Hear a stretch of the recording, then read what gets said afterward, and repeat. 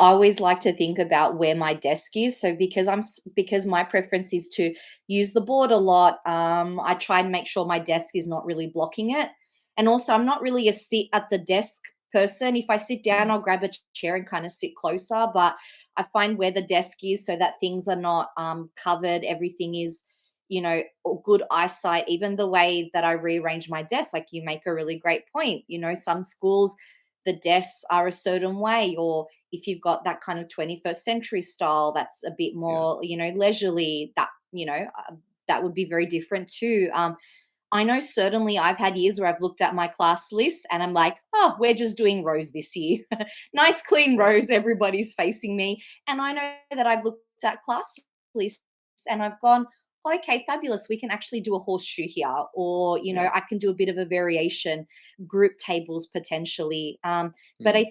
I think what you're pointing at is this idea of knowing yourself, knowing your Yeah, style, and knowing your students and adapting accordingly. And I yeah, think as well, just like you said, making sure that the objects and items that you're using in your room are accessible, are around you, are not yeah. blocking anything, and just so that that flow doesn't disrupt you mid lesson when you're teaching. Because we know how hard it Yeah. is, right?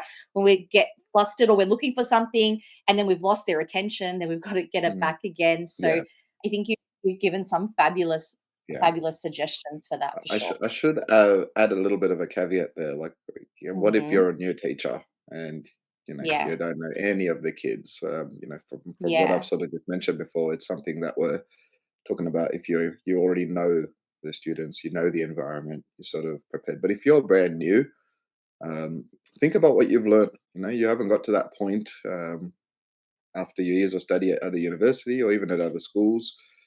Think about what works for you. And like I said, be prepared. Be prepared for a Yeah. multitude of different scenarios because you you have to adapt on the go. That is the nature of teaching, and like you just mentioned, we can get flustered if one thing gets taken out of place because our perfect plan is now no longer viable anymore. So you have to be malleable. You have to be adaptable. Yeah.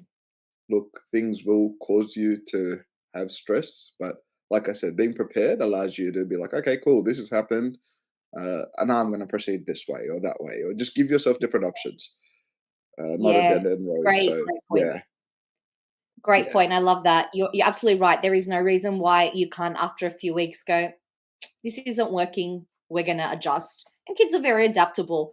And as long as you're leading the way, they'll adapt with you. And that was fabulous, that's right. fabulous advice Yeah, for new scheme teachers. It's wonderful.